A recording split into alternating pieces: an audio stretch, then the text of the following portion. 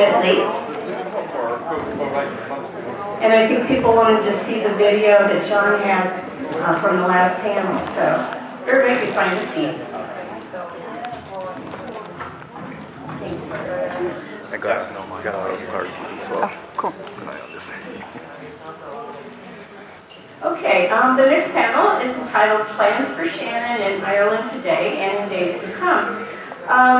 The first thing we're going to do is see a film that was put together with Tarak, Kauff and Ken Meyer, and I think you probably have heard a little bit about their what they did, but Ken's not, his voice is going pretty bad. So Tarak, would you just give us one or two sentences about what you did, because the film assumes you know exactly what the act was, and I think it will be better if they know what you did.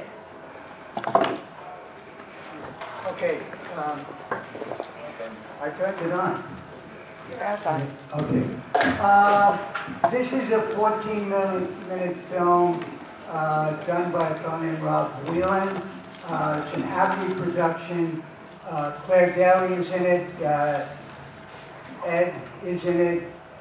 Myself. No, I don't want you to describe Explain what the you film. I did. want you to tell them what you did to be arrested and Oh. why, yeah. Oh, I didn't get that. Okay, sorry. What we did was we came here in the middle of March on St. Patrick's Day. The night before St. Patrick's Day, we found out that there was an Army aircraft that had landed at Shannon, and we were sure that it was carrying U.S. troops and their weapons on their way to Kuwait, specifically. We had that information. Ken and I decided to make our way onto the airfield to inspect the plane, which is something that the Irish government is supposed to do, and they haven't. Not since 2001, when something like 3 million U.S. troops have gone through Shannon with their weapons to wage war in the Middle East and continue the process of destroying the world that the U.S. military has been involved in.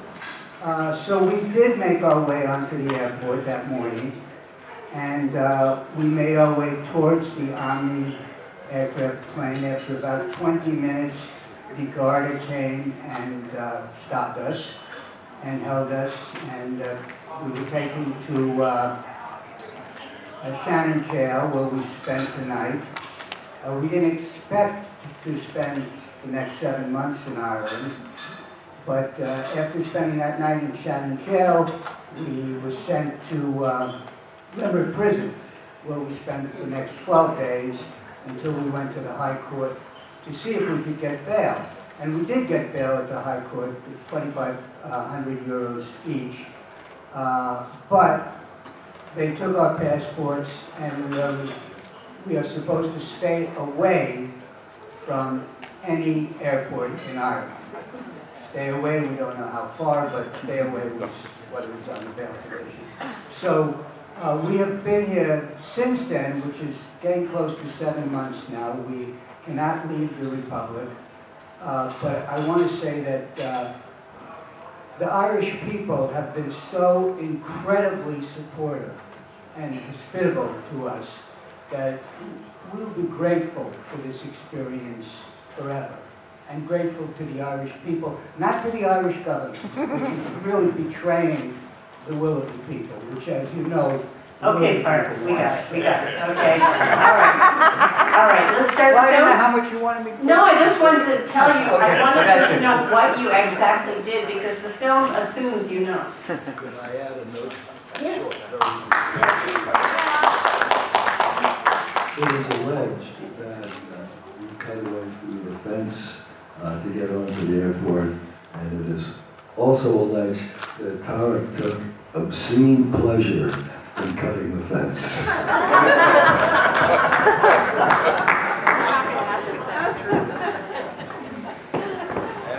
Okay, we're ready to start the film?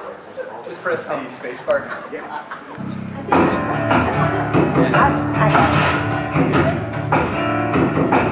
the Irish government has not inspected one U.S. plane since 2001. So there's something like 3 million military personnel and their weapons, and also prisoners that were kidnapped and sent to be tortured, that have gone through Shannon Airport, that have just stomped all over Irish neutrality in the worst possible way, making Ireland legally complicit in war crimes. What's the excuse for that? Because the U.S. says, no, there's no weapons on board? You're taking the word of the United States? The U.S. military is using this civilian airport essentially as a U.S. base. The result of that is death and destruction throughout the Middle East and North Africa. I find it particularly heartrending that some of this material goes to support the Saudi attacks in Yemen, where there are over 1 million people on the verge of starvation. And after what Ireland has been through in the 19th century in terms of starvation, I find it particularly tragic, bitterly ironic, that Ireland should be complicit in the starvation of over 1 million people. So our central motivation was to not be silent. We feel that we have an obligation as veterans, and more importantly as human beings, to take a stand against the murder. Children are being killed every day by U.S. airstrikes and by U.S. militarism and the wars that they're waging in 14 countries right now. So children are dying. And if you have children, or if you have grandchildren, whatever, and you love people, you can't just sit by silently and permit this to happen. And that means something as a human being, to have the integrity to not be silent in the face of this brutality, in the face of this murder and destruction. I don't want my daughter to ask me years from now, Daddy, what did you do? You were a veteran. You were part of this murderous machine. Did you do anything? I don't want anybody to ask me that. Well, we're aware of the fact that Ireland has an official neutrality policy since 1939. As veterans, having participated in the American imperialist venture and opposing it strongly, we felt it would be particularly valuable to encourage the Irish government to enforce their neutrality policy and stand up to Uncle Sam and set an example for the rest of the world that we don't have to play ball with our murderous policies and can really resist effectively. We felt that it would be necessary to make it more visible to the Irish public, as well as the American public, that this neutrality policy exists and is being regularly violated.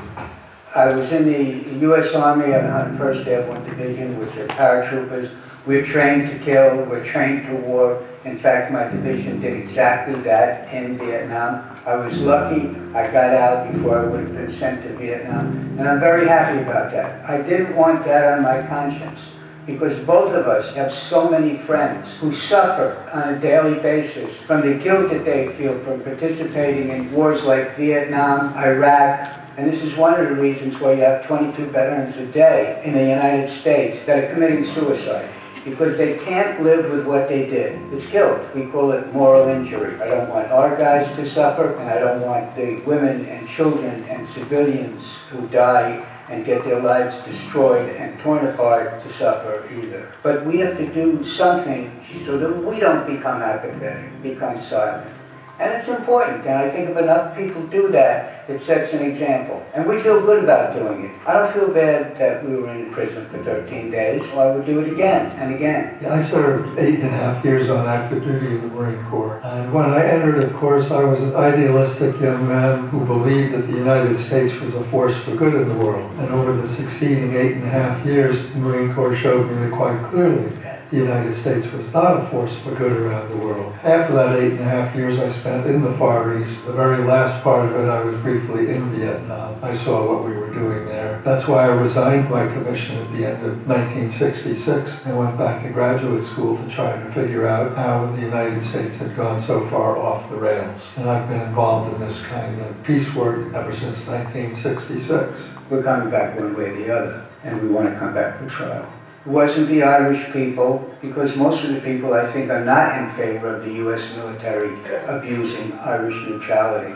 I think the system made a real mistake in putting us in prison, because I think we did some good work in prison. We talked to people and we shared things with other people, and we felt it was a positive experience. But that doesn't make it right. They really had no right to put us in prison for 13 days without bail. We told them very clearly that we want to come back to trial. That's part of the reason we came, is for opportunities to make visible this travesty that goes on in Shannon with the government ignoring their obligations under the Hague Convention, which has specific obligations for neutral countries. The treatment of Tarak and Ken and the decision of the judge to deny them bail really represents a ratcheting up of the situation by the Irish state. Here we have two elderly, principled veterans who would have a very high standing in the United States and indeed would be a big topic of conversation in Ireland should the state take any action against them. So instead of allowing the case go to trial and have the publicity around that, we had the judge denying them bail, which is an absolute violation of human rights as far as I'm concerned. It's an appalling treatment of them to take their passports now and effectively almost intern them in Ireland because they can't go home. They're denied a right to earn their livelihood here, presumably, and they're away from their families and friends in the older years of their life.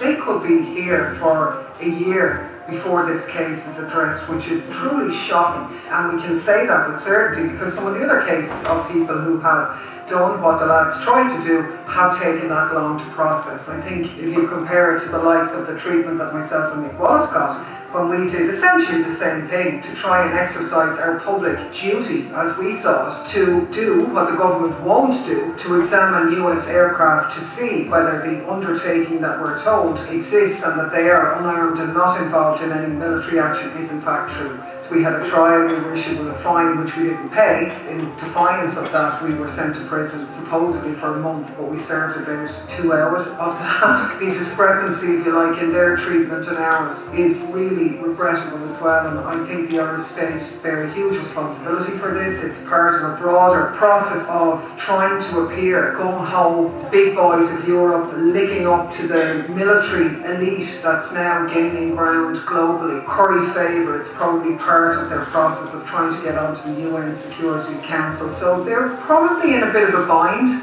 I don't know what they hope. They hope the lads will go away. Well, they certainly can't go away without a passport. So this issue is going to remain. And I think we have an obligation to do what we can to highlight their case as best as possible. Because I think if Irish citizens really realise that two elderly war veterans who can make a lie out of the government statements, the lads were living proof that it's a lie because they've been through Shannon and they and their colleagues told us that they had guns with them. So what they were doing was right. It was in the realms of trying to uphold international law, which the Irish government doesn't seem to have any interest in doing whatsoever. So we as legislators, but also Irish people in general, have a real responsibility now to speak out about this case. It's a violation of human rights in a very serious way on our doorstep. The more political pressure that's put on that, the more impact that it will have. Justice delayed is justice denied, and particularly when these people are away from home, it's doubly important that that case will be fast-tracked and that when it is heard that we all stand in solidarity with them. As a member of the Parliament, I think I speak for the overwhelming majority of people who support our neutrality, that we are really grateful to the lads for the stance that they took, and the best tribute we can pay to them is to redouble our efforts to get involved in the campaigns to stop the military use of Shannon. I'm a veteran of the Irish Defence Forces and have been involved in peacekeeping. We have seen what war does. We have seen the results. We've seen the bodies on the ground. These, of course, are sanitised in the mainstream media. The reason Veterans for Peace are so committed to preventing wars is they have seen war being involved in it directly and indirectly. It's hugely important to us here in Ireland that two US veterans would do this. It internationalises the situation. These two gentlemen didn't commit a crime. They were trying to prevent crimes being committed and crimes being facilitated at Shannon Airport. As it happens, the following day after they did their action, 10 children from one extended family were killed in the US airstrike in Afghanistan. It's technically possible that some of the soldiers that went to Shannon Airport were involved directly or indirectly in that attack. We don't know. It's very likely that some soldiers who've gone to Shannon Airport in the past have been involved in crimes against humanity. We here in Ireland are also involved in a separate project called Naming the Children, in which we are attempting to put names on as many children as possible who have been killed in the Middle East since the first Gulf War in '91. And we come up with a horrific statistic that up to 1 million children have died have been killed as a result of wars in the Middle East, including those children who were killed in 9/11. Our legal system and our court system has been abused quite deliberately to put people off protesting. We are whistleblowers to a very large extent. Clearly, whistleblowing, exposing crime, is a very honourable tradition and is covered in our constitution. It's hugely important that our whistleblowing be acknowledged and treated with respect. Two of us went in to do a similar action at Shannon Airport. We attempted to search 2 US military planes. It's going to take 3 years before that comes to trial. This is a deliberate attempt to inconvenience those peace activists as much as possible. This trial can be delayed, as it's quite possible, for 2 or 3 years. Then effectively they're being sentenced to 2 or 3 years away from their home and from their loved ones in the United States.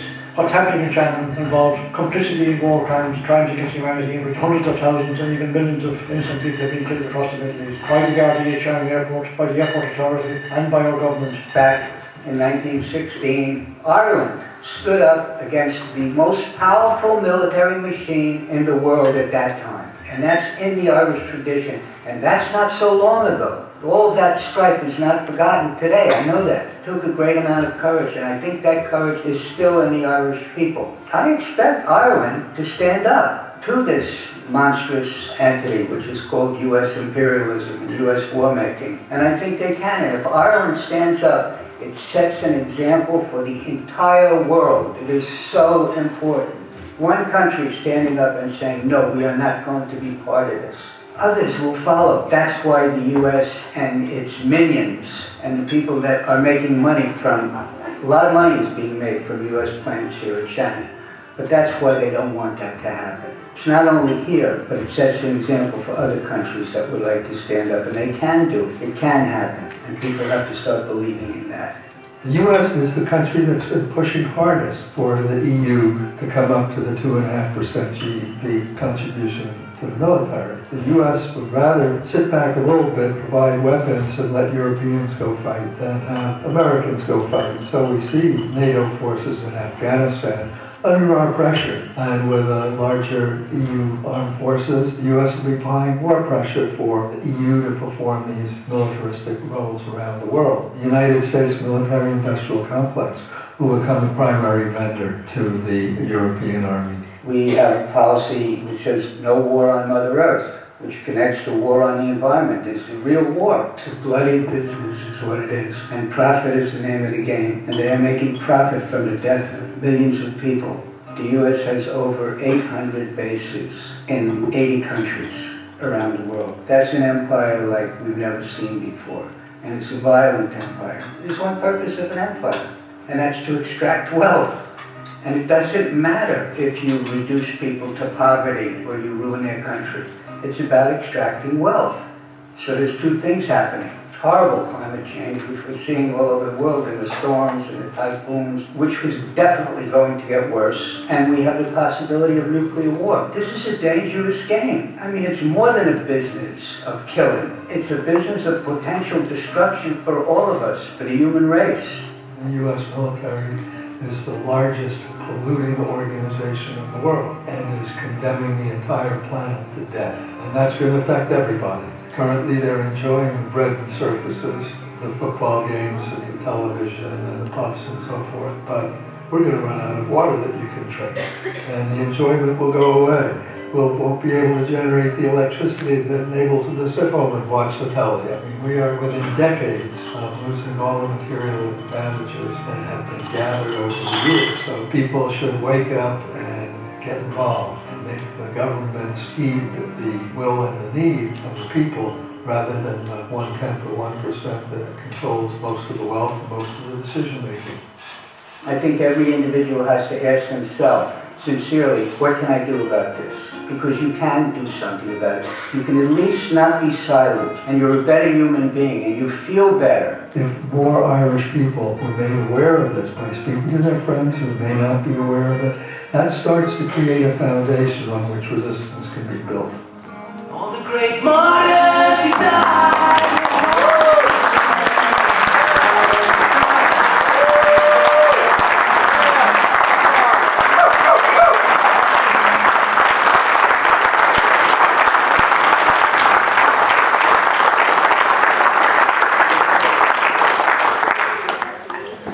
Well, Well, it's very obvious that we really appreciate what our elderly friends have been able to do.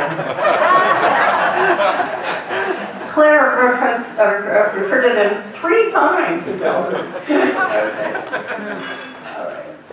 So our next speaker is going to be Barry Sweeney. As you've known, he has been our conference planner and has been 10 places all at once. He is a member of the World Beyond War Board of Directors. He's a teacher. He has a background in education and environmentalism, and he will be talking about international solidarity and forms of protest.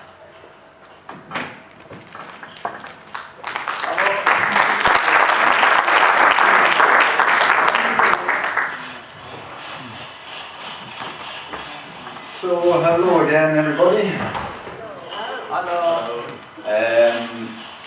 I'll be really more talking about World Beyond War here in Ireland in the days and months to come, the actions we're doing here, the initiatives we're doing here, to make clear how people can get involved. There are very simple ways to get involved, very simple little jobs people can do, even if they don't have much time, even just a little half an hour a week. There really are loads and loads of things that can be done to help make a saner world, and a world that possibly has a longer future than it looks like at the moment. But there's no point. Why should I tell you anyone anything? I can give facts and figures, I can appeal to, and they say, oh yeah, I understand that, oh that's a good idea. It's head and heart. If I don't touch your heart, it's just irrelevant to tell you anything. I don't see the point in saying a single solitary thing. I just met these men in Ennis 2 weeks ago, 3 weeks ago. We were called terrorists. Ken and Tarak were called terrorists. And your one said you need to win the hearts and minds of people. I worked in America, she said. You know, and it's true, people in Ireland love America. My mother grew up in America. My uncles live in Florida. I have an American passport. JFK, you name it. Ireland loves America. And anything that's seen as critical to America here is really, really taboo. We got some billboards put up for this conference, but we had to dilute the message. We had to take out the part about US military out of Shannon. We just had to stick with No War 2019, a little nice clean promotion of the conference. So let me tell you a few things that might catch you in the gut. So, the number one defense of Shannon that I hear from anyone in this country whenever I talk about this thing is the jobs. But sure, it's a lot of jobs, it's good for the region, you know, we're making money. Well, before we helped blow Iraq to smithereens, we had an enormous export industry, meat export industry to Iraq. Millions of euros every year. It's a huge industry. Zero. Gone. Finished. Doesn't exist. So don't be telling me it makes us money. All those planes, you look at Ryanair or Delta, or I don't know what airplanes just came on, they all pay fees for every airport. Every plane that lands pays a fee. Not the US Army. The Irish taxpayer. If you're watching this online, do you realise this? We have paid 40 million euros, us, to have this fucking service here. Excuse me. They're not making us money, they're bleeding us some money. That's our meat industry. The entire meat nearly shut down 2 weeks ago here in Ireland. The factories all closed. So don't be telling me they make us money. They don't make us money at all. And even if they were making us billions, is blood money good? Is that allowed? You know, like for how many centuries did English soldiers come here? I don't think they were particularly bad people, but it was a job. And they came, and they killed us. Is that reason enough? Oh, it's a job. Oh, that's fine. It doesn't matter what colour the blood is on the money. It's just crazy. And the reality is the government here really wants to scare people. Tarak and Ken are a perfect example. They want to scare people. They want you to think that you have no power. They want you to think that you are an ant. You are nothing. From the WikiLeaks cables that came out, I think it was 2006, I can't remember exactly, we found out that the US government, US Army, actually offered to stop using Shannon. They said, look, there's too many protests, it's too much hassle, we'll go. The Irish government said, no, don't go. We don't want the protesters to know they won. They don't want you to know. We won. And that's the reality. We have the power. Don't listen to their rubbish. We can do anything we want. If you think of any change that's ever happened in the world, like Rosa Parks on the bus in America, that's one woman. And she started a whole entire campaign. You look at the suffragettes in upstate New York, that was 6 women having a cup of tea and a cup of coffee. 6 women. Don't think you're goddamn man. Don't listen to their crap. You think of seatbelts in cars. That campaign, that Ralph Nader campaign, not safe at any speed. How many people were in that campaign? Not many. And they took on the car industry, not a small industry. And they won. You know what, smoking in airplanes, taking on the airlines. Who was that? That was Ralph Nader again. Any social progress that has ever happened has come from us. It doesn't come from the politicians. They want to keep it the same. If you want to see change, it is up to you to stand up and act. You people here have acted. You have come. You people at home, you need to act. You need to stand up. You need to believe in yourself. You need to know your power. They will do anything. Politicians like their job. They like their lifestyle. They want to keep their lifestyle. They're very practical people. They will do anything for your vote. What you need to do is tell them what you want.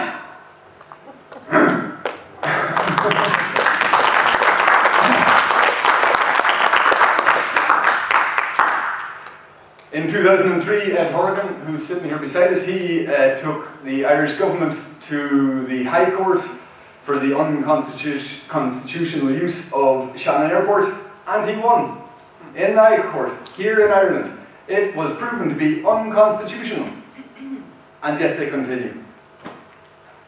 Pressure is needed. So, I can tell you all these things, but until you start caring, they will do anything they want. Ireland are trying to get on the United Nations Security Council. You know who's supporting us? Saudi Arabia. Oh, what a kingdom. Saudi Arabia. They said, I was reading an article this week, that they like Ireland, this is a direct quote, because we don't lecture. We don't challenge them. You look at, 2 years ago, I can't remember, the gassing in Salisbury, and that's it, all Russian ambassadors expelled in a flash. And a journalist goes in to a Saudi Arabian airport and gets cut to pieces. And a fortnight later, Simon Coveney says, we're concerned. We didn't kick the Saudis out. There's overwhelming support for Palestine in this country. And yet, the Irish government hasn't recognised the Palestinian state. The Irish government isn't in line with the people of this country. If people want things to happen, they need to get up and move. But the beauty is, like I said at the start, there are really nice, simple ways, safe ways. You don't need to be getting arrested. There are really simple things that we can do. So, I'd like to, have we done time? Did you use your cotton tips this morning? You ready? Look, so World Beyond War has 3 pillar campaigns. One is education. And there's lots of really simple things, like you take it, 3% of military spending would end starvation on Earth. Maybe you want to help get that message out there. Maybe you want to set up talks. You want to share it on Facebook. Whatever it might be. Maybe you want to highlight the damage, the ecological damage and the links with war. Maybe you want to highlight the job losses like the meat industry here in Ireland, the financial waste. We have just signed up to PESCO. That's a $6 billion a year commitment. 10 years ago we had the financial meltdown and our entire bailout was $63 billion. And we heard nothing about that for years. Austerity, cutting jobs, we don't have the money, and we just, $6 billion a year, think about it. Every decade, that's another bailout. Is that more teachers' jobs gone? Is that more nurses' jobs gone? I have a cousin, he just broke his neck a month ago, he's in hospital, he's paralysed. He was in the specialist hospital in Dublin about 10 days, and he was just beginning to move his little finger. And they told him they'd go put him in a general hospital back in Donegal in a ward with 30 people with non-specialist nurses because there's only 7 beds in the country for broken backs. 7! There's 6 billion for war though. There's no boots for the soldiers, the peacekeepers in Ireland. There's no resources for the schools, money for war. If this stuff doesn't drive you crazy, then I just don't understand anything. Look, education, you think here in Ireland we have a thing called transition year. That's the first year of the senior cycle when you're 16 years old. The schools don't have to cover much of the curriculum, a very small amount of the curriculum. They have huge, they can take on any course they want. You want to do social work, work experience, they can take on any courses in that particular year. Permaculture is in the 4th year of a pilot project at the moment, so that sustainability is now getting into the senior cycle. We can get a peace module put in there. We can have secondary school students here in Ireland studying peace. There's 60,000 students in Ireland in every year. So you take it, the guys who do the leaving cert here when they reach 18, 60,000. Do that for 5 years. That's 300,000 voters. We have 3 million voters in Ireland. That's already 10% of the vote, right there. And they'll be voting like they're 16. They'll be voting in 2 years. We could get a course in there. We need to link the course to the curriculum. We need to find a friendly principal. We need a school to say, okay, we'll help you with the pilot project. Once it's through that 5 years, it is there that any school in the whole country can do it. That's a great project. Maybe you want to be involved in that. What are you doing? You're just calling a few schools. This isn't hard work. There's divestment, so there's education, there's divestment. Like you take it, there's 3 billion euros made in arms. Well, not in arms, I'm wrong to say that. In microchips that are used in arms. And there is research done on it, but it's a little bit old. We need new research in that. Maybe you've always wanted to do a master's. Well, there's a research master's for you. Go research some institutions, research some universities, research some companies, so that we can start protesting against them.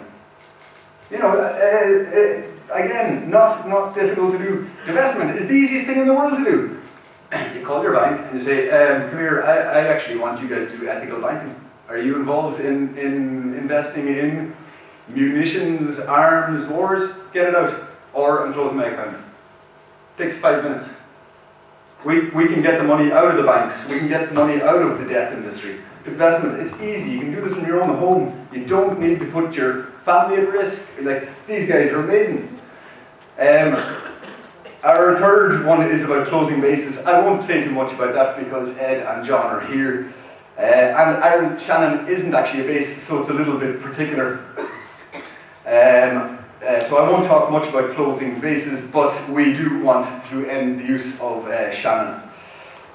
One thing that is definitely important for me to say, I live in Sicily, doing all this from abroad is difficult, and I definitely need help. I just can't do all this from abroad. It's very easy. Just send us an email, info@WorldBeyondWar.org, and we can set up a monthly phone call, and you can say, oh, Barry, I'd like to help with some Facebook sharing. Oh, okay, we can figure out the time you have, the energy you have, the skills you have, and we'll find something appropriate.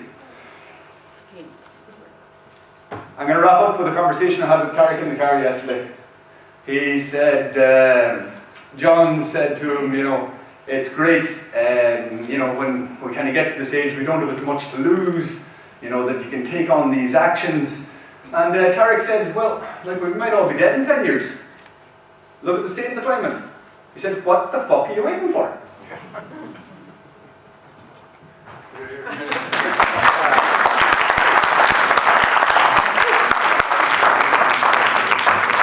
I think Barry needs to run for office. Our next speaker is John Lannon. John is a lecturer and researcher in the Human Rights and Development Practice Research Group at the University of Limerick. He is a founding member of Shannon Watch, and he co-edited Shannon Airport and 20th Century War with Roger Cole of PANA. And he will be speaking about monitoring, political lobbying, media work, including social media.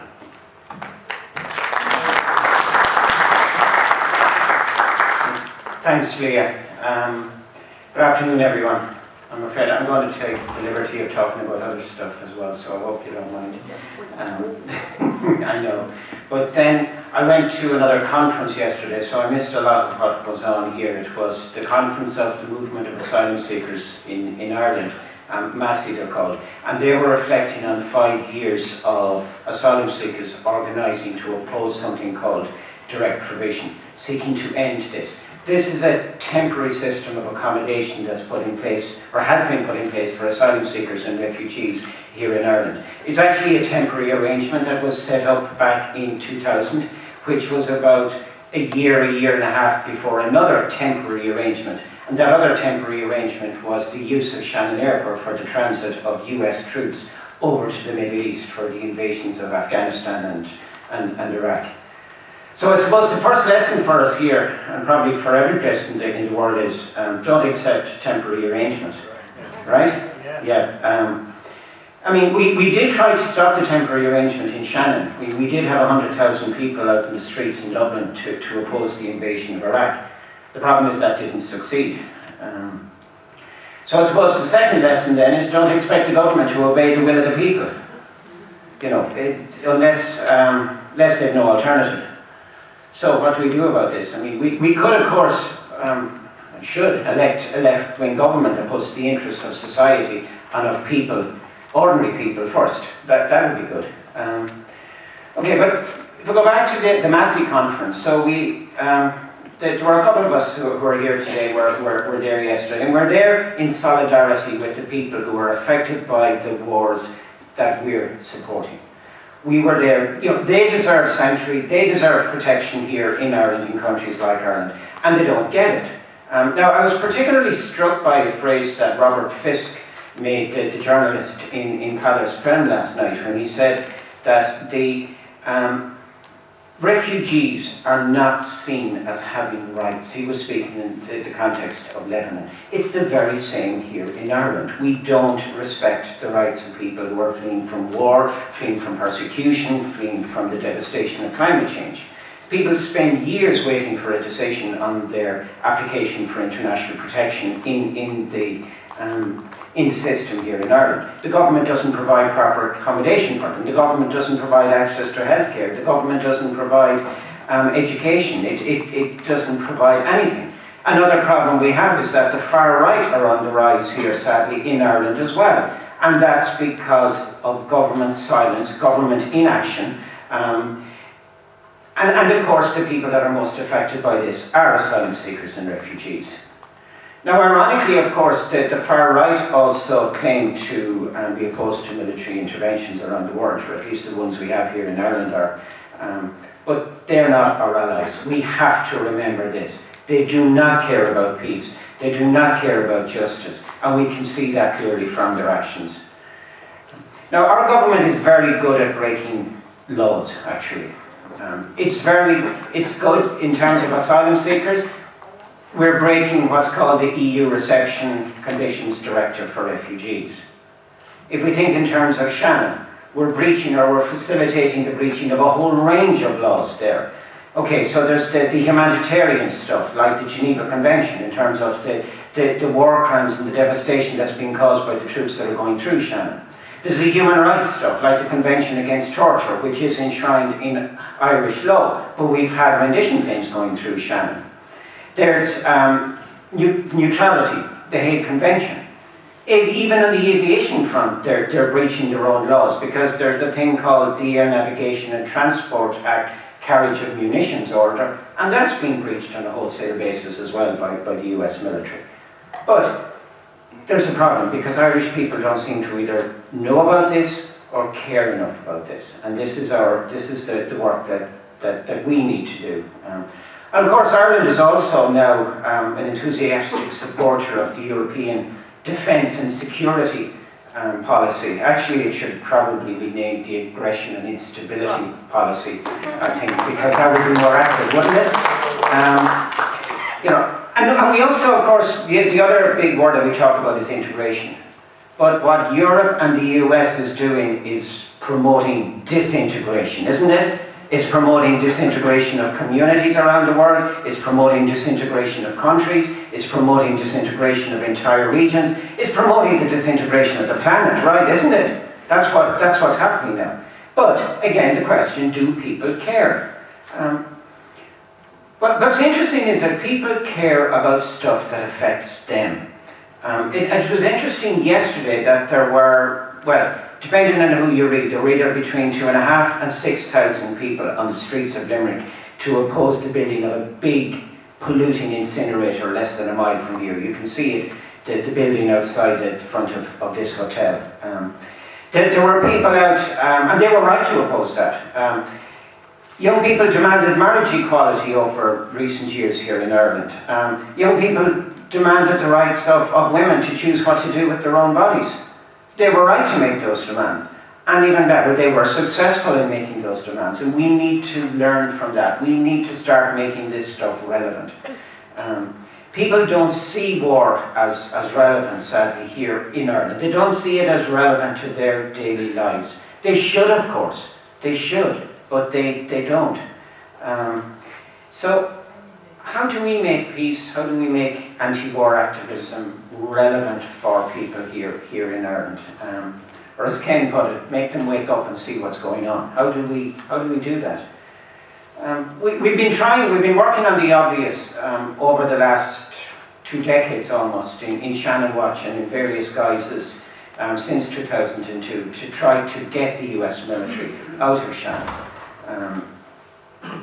But you know, and that's really important. But again, going back to that Massey conference yesterday, I was having a conversation with a good friend and activist yesterday, and she said that, you know, the real problem for asylum seekers in Ireland isn't direct provision per se, it isn't the accommodation, it's the whole international protection system and the failure of government to deal fairly with applications. And it's a bit like that with Shannon as well. You know, the real problem isn't whether soldiers have or haven't got ammunition with them as they're going through Shannon. The real problem isn't whether neutrality is or isn't enshrined in our constitution. The problem is that our government is lying to us about these things. So, and also the other big problem, of course, is that the government thinks it's okay to increase their support for global aggression in order to secure national, resources, to access to markets, all of that stuff. And as Mairead pointed out earlier, it's, they're claiming it's about freedom and it's about democracy and it's about human rights. But again, they're lying to us. And our government here in Ireland thinks it's okay not to, or to avoid criticising the world's largest terrorist, the US and the US Army, and saying nothing about this, because they think that it will impact on our corporate investment. This great lie again that we're told. So what do we do about all of this? This is the problem, isn't it? And we are, let me just talk about a few of the things that we are doing in Shannon or have been over the years. One of them is, and here thankfully I will get back to what I said I was going to talk about, Leah, about monitoring and recording all of the landings at Shannon. We have data going back to 2008 about every plane that landed in Shannon. It will be useful, it will be important someday. It's very important in the meantime just to be able to track and to expose what is really happening there. We photograph a lot of them, or I should say Ed here photographs a lot of them because he puts a lot of time, a lot of energy, and a lot of effort into that, and it is really important.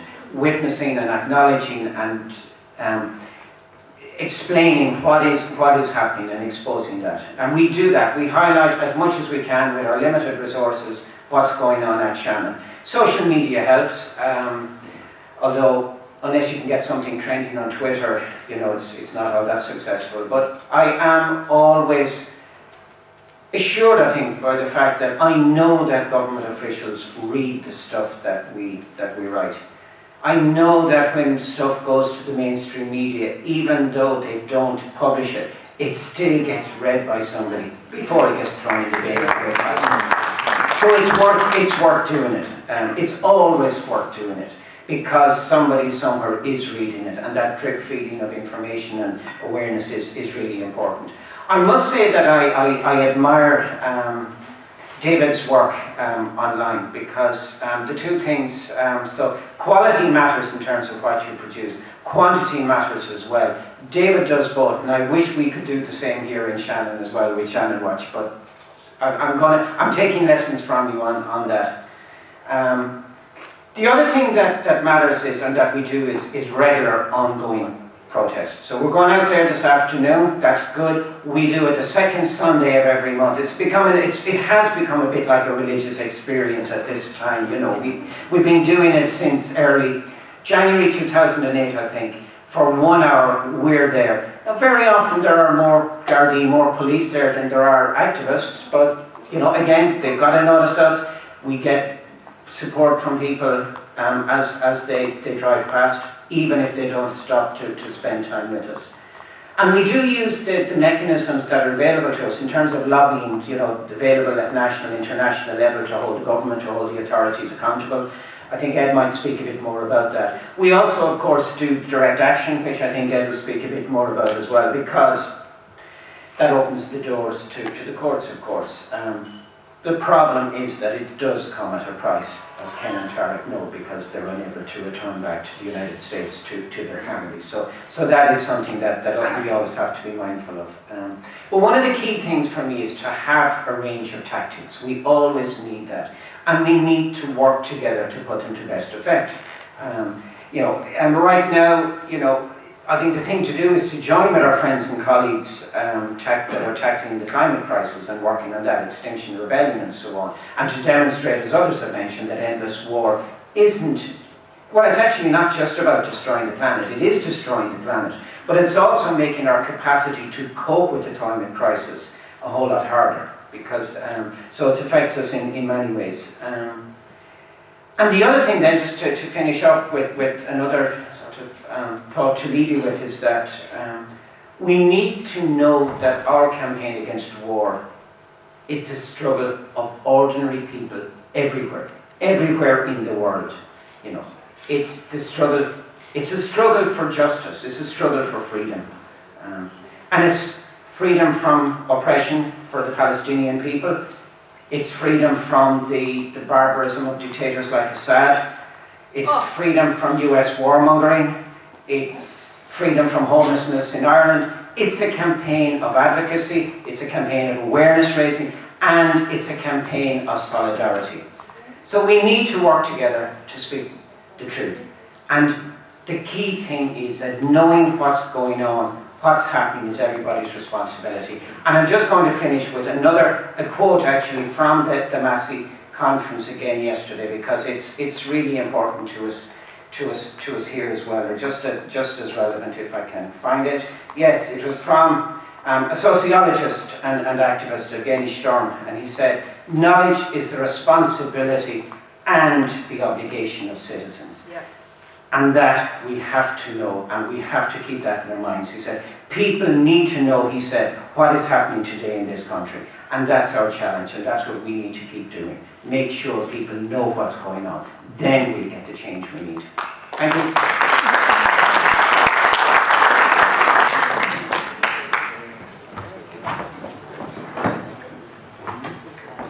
Our last but not least speaker is Ed Horgan. Ed retired from the Irish Defence Forces with the rank of Commandant after 22 years. He has extensive work in election monitoring all over the world. He's also involved with PANA. He, as was mentioned, he once sued Ireland and was arrested no, I'm sorry. I went on to this next thing he did, which I'm really impressed with. He tried to arrest George Bush in 2004, and I wish he'd been successful, but Ed is going to be speaking about direct action, legal issues, submissions to national and international bodies, plans for events at Shannon, and especially wants to talk about children.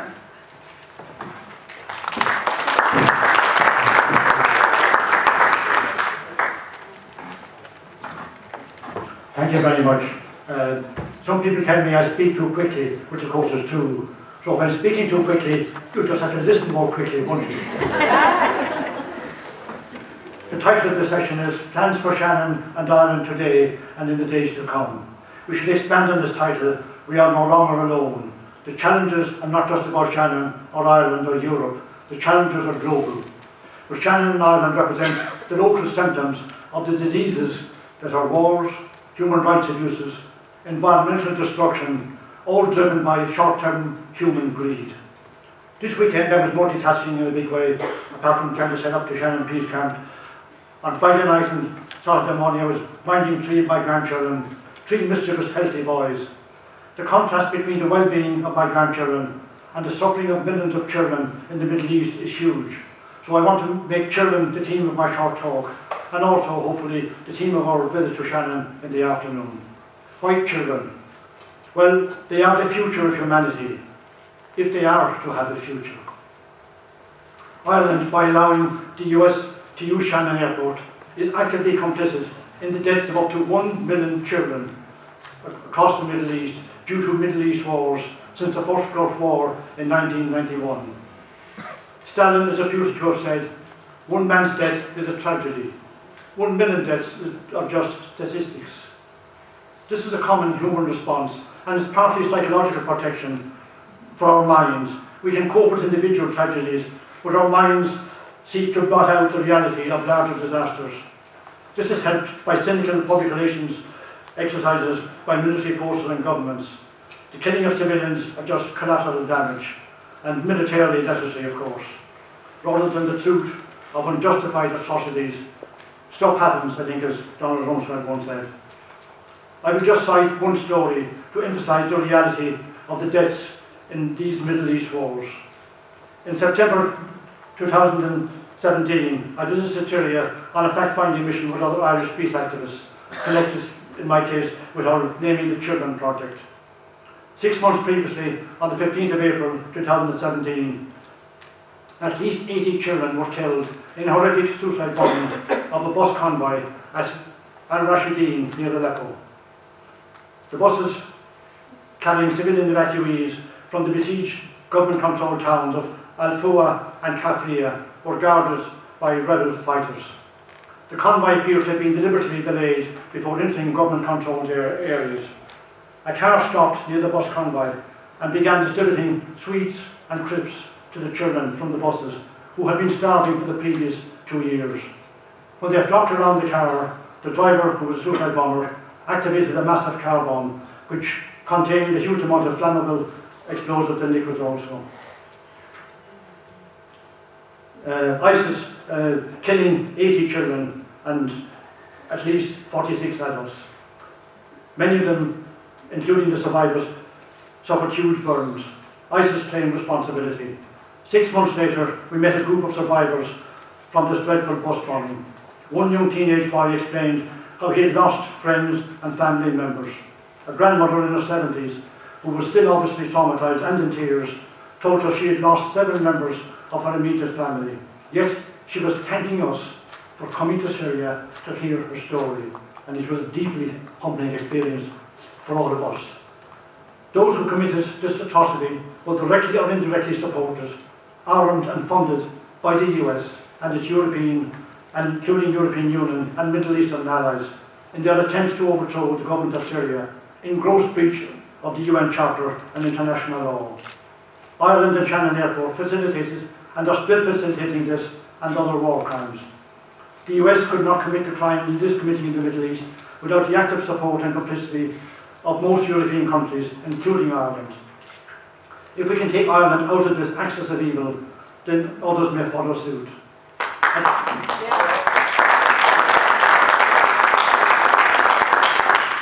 At Shannon Airport, we peace activists use a variety of strategies and methods. Our first purpose is as whistleblowers to inform the Irish people what is happening in Shannon Airport so that the Irish people themselves can take some action.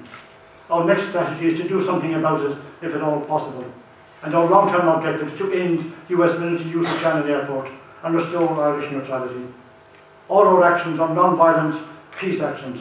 To do otherwise would be to join the warmongers or to play into their schemes whereby they could label us as terrorists and justify violence against us and others. I define violence as injury to persons or other living creatures, and I distinguish between violence and damage to inanimate property. Violence is never justified. Damage to property is sometimes necessary and justified in order to prevent people being injured and killed by violence. Usually, at Shannon, our regular peace vigils are both non-violent and avoid damage to property. And today's peace rally at Shannon will fall into that category. So we don't expect you to go out and damage the US military plane or go through the fence or whatever. On other occasions, some of us do what are called arrestable actions. This is sort of a double think on our behalf. The police think that they are dragging us through the courts, but in reality, we are dragging them and the state through the courts as our way of exposing the wrongdoings. Leah mentioned earlier on that I attempted to arrest George Bush. It was a stunt to expose the fact that he wasn't welcome at Shannon Airport, and as such, it worked quite well. Such arrestable actions are not for the faint-hearted, and we do not expect everyone to do them, although there are no reasons why all of you couldn't do so. If Margaret, that Darcy in her 80s and quite ill with several serious illnesses, could negotiate the barricades and the fences in Shannon Airport and brought the airport to a standstill on 2 occasions by going on the runway, then anyone can do it, but not necessarily today.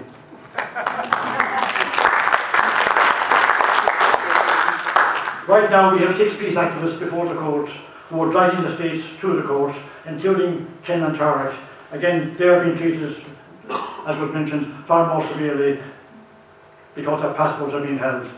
Dave Donlan and Colin Riley, who's in the audience, are also before the courts for similar actions, and Dan Dowling and a guy called Horgan are still before the courts.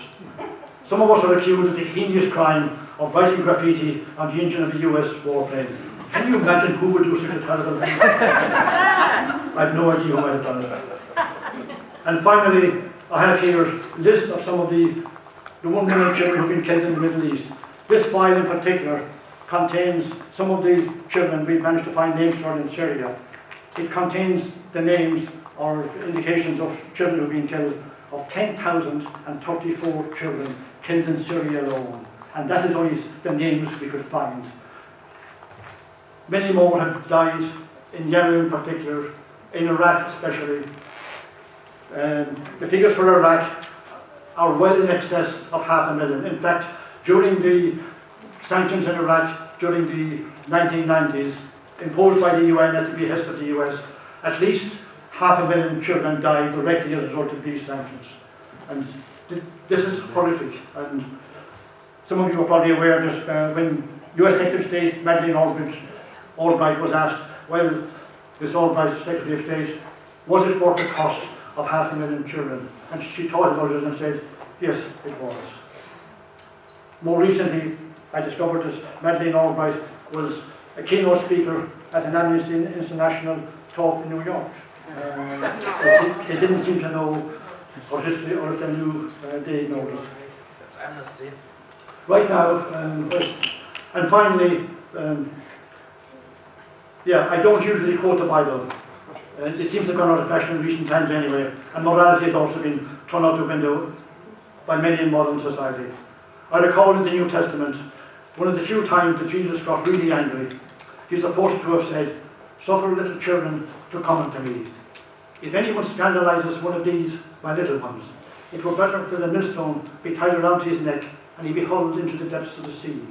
Right now, the European Union, including Ireland, had deliberately stopped rescuing drowning migrants and refugees from the sea in the Mediterranean. They choose knowingly to let them drown, and those they pull out of the sea, the minority, they send back to Libya to concentration camps in dreadful conditions. We don't have enough millstones to tie around the necks of our European leaders and politicians, unfortunately.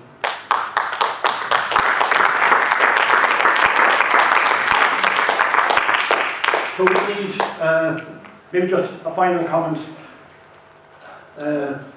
Some previous speakers emphasised issues of identity, and I would say I come from County Kerry, so I'm a Kerry man.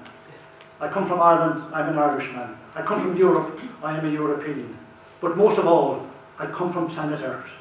And my identity is first and foremost, and will always be, partly because I've worked in well over 20 different countries. I am a citizen of humanity. And that is far more important than my Irishness, my Kerryness, and my Europeanness. we must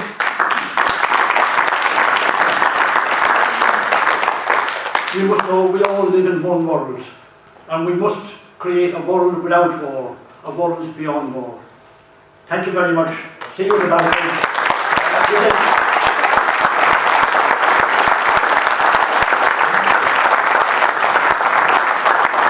Couple questions that were from panel before last. So bring up the new ones, and I'll ask these right now.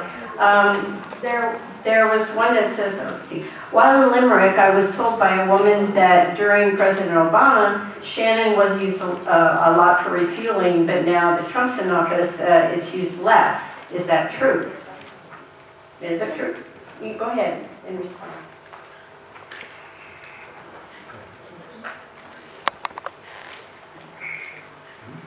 Okay. Have I figured out the microphone? I have, I think. Yeah, the numbers are down slightly. They vary. So there are two types of planes that are coming through Shannon that we're interested in, just very briefly. So we have military planes, which are the US Air Force, the US Navy, the US military. And then we have military contracting planes, companies like Omniair International, who basically take money from the Department of State to ferry troops back and forth around the world. We get both coming through Shannon. The numbers of the troop carriers have dipped a little bit this year, but are broadly speaking similar to what they were over the last few years. I think it was 2005 when the troop numbers through Shannon were at their height at about 340 or 50,000. They're down to about 60,000 a year now, which in some respects makes our job a little bit more difficult, because as the numbers go down, it's less visible and it's harder to oppose it. But it's still participation in US warmongering, so we have to continue. Actually, the figures are all in this. Our figures from a couple of years back are all in our booklet, the ones that Roger and I put together, so you get them in there. They're actually up until about 2015, I think. There's another microphone in the middle of the table.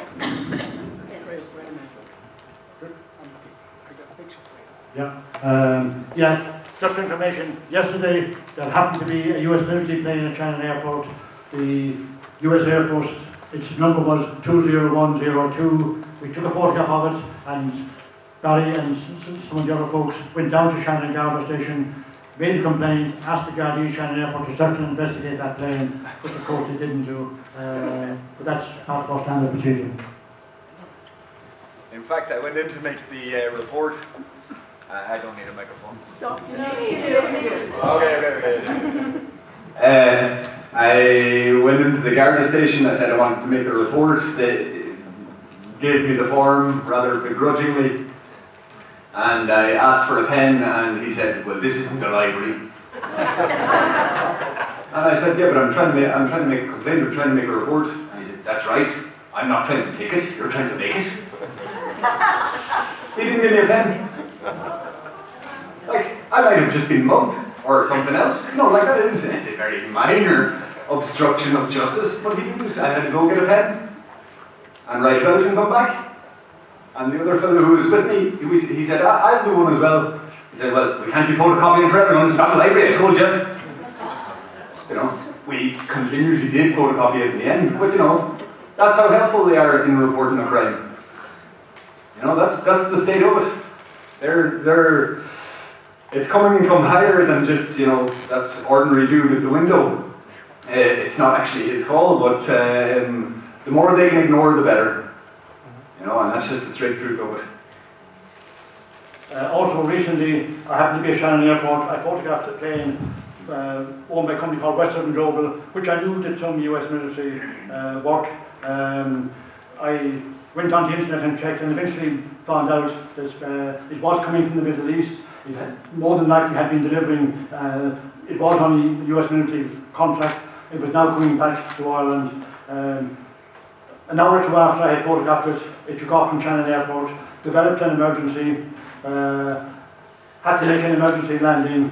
It dumped something like 10,000 litres of aviation fuel, probably over the land in the west of Ireland, before landing. The first time it tried to land, it had a mislanding and took off again. That's the second significant incident in recent weeks involving US planes in Shannon Airport. We also have problems with the use of a type of foam for firefighting, which is carcinogenic, that is banned in many other countries, including European Union countries, but still being used not only by Irish airports, but also by some Irish local authorities. So we are exposing this sort of stuff as well. Some directly related to Shannon and some indirectly. But there are significant problems for safety at Shannon Airport, for the people using the airport, in addition to the reality that many of these planes are most likely carrying large amounts of explosives.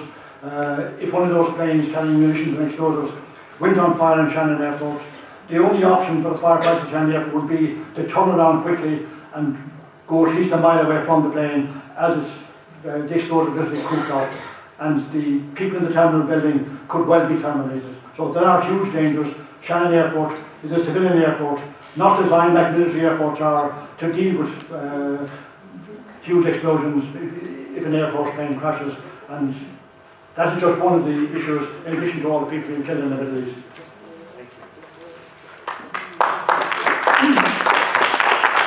I have a short question here that I can answer. It said, the person said that they can hear an increased amount of plane activity in the Dublin-Wicklow area, and are these military planes on their way to UK military bases? And I would say I really doubt that, because the purpose is to be refueled from the States to Afghanistan, so it wouldn't make any sense to go from Shannon just to the UK, so I wouldn't think so. Were you handed other questions? Because these are all I had. Okay, so John, you want to go ahead? Yes, so I have a question here. It says, Assad is not the dictator, he's the victim of the dictatorship of imperialism. Do you not think it's better to bring solidarity to the aggressed? Yes, absolutely, we bring solidarity to the aggressed and to the oppressed. But Assad, the victim? Yeah, I've Syrian friends who would see things a bit differently. You know, and imperialism certainly has contributed or exacerbated the problem on what's going on in Syria. You know, we have the uninvited imperialists, America. We have, I suppose you could call them the invited imperialists, Russia. But you know, for me, you know, war crimes, human rights abuses are wrong, regardless of who's committing them, and that's where I stand.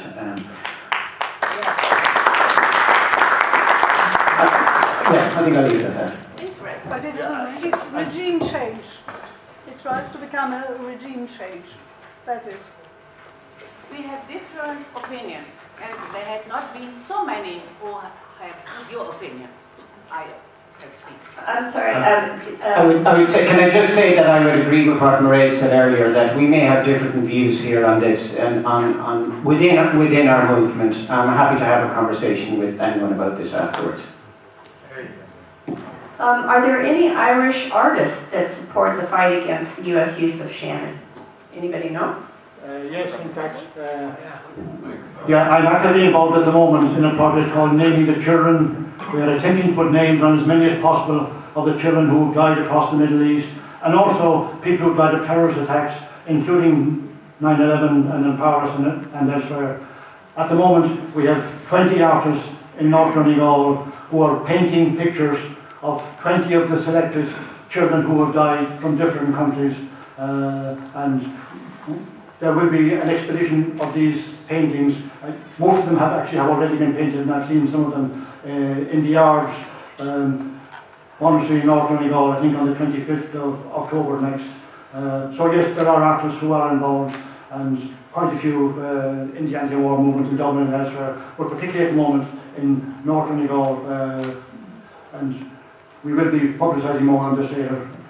And it's connected with the Naming the Children project, trying to find ways of identifying them and to bring them out of the category of collateral damage and to find suitable ways of commemorating them. But we do get good support from artists in various fields, including musicians and others, and we thank them for that.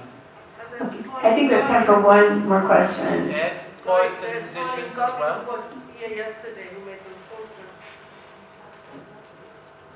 Musicians. Poets, musicians. Yes, poets, musicians, painters, whatever, and yeah, we do get good support. Okay. Sarah, could I just... Yes, John, please. Yes. Since I think... Angie, I think you mentioned, and one artist that we should give credit to here, unfortunately she's not with us today, she was here yesterday, Pauline Goggin, who did this artwork here and has been a fantastic supporter of the movement.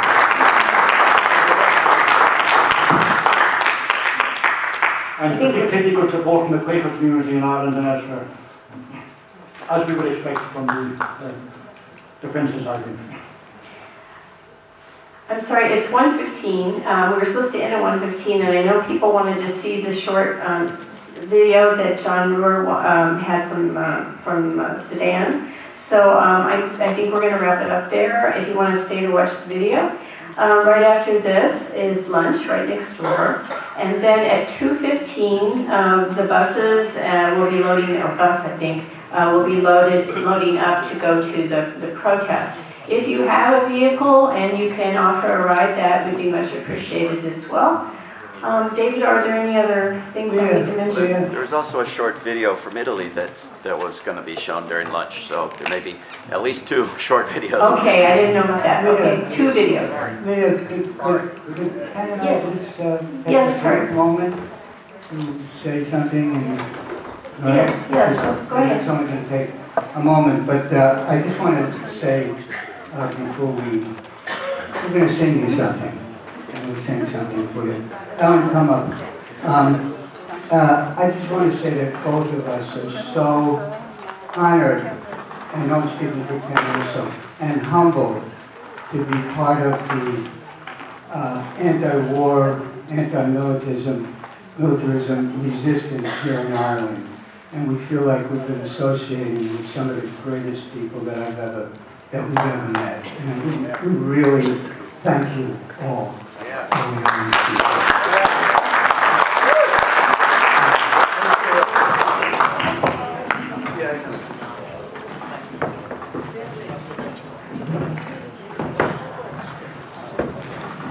I think you'll like this.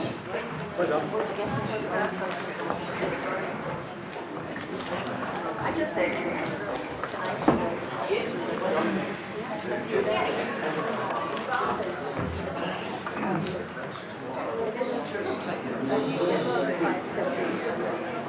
Do you know who flies across the sea to Ireland? The U.S. Army has the right of way. You can sit and watch the aircraft land at Shannon, transporting troops and weapons every day. 1,000 U.S. soldiers pass through Shannon weekly and destroy the concept of neutrality. They only bring corruption and abuses, suffering and criminality. The Irish government is complicit in rendition. In war crimes, it's a role that they do play. Yes, they allow the transfer of munitions and victims kidnapped by the CIA. The U.S. forces brutalize and torture detainees just for being who they are. So many children killed in all these wars while the U.S. breaches international law. So we say to you who fight for peace and justice, we must reaffirm Irish neutrality, and all together we must stand united to stop that lawless country across the sea. Now you know who flies across the sea to Ireland. The U.S. Army has the right of way, and Ireland shares the shame of bringing warfare across the seas to countries far away.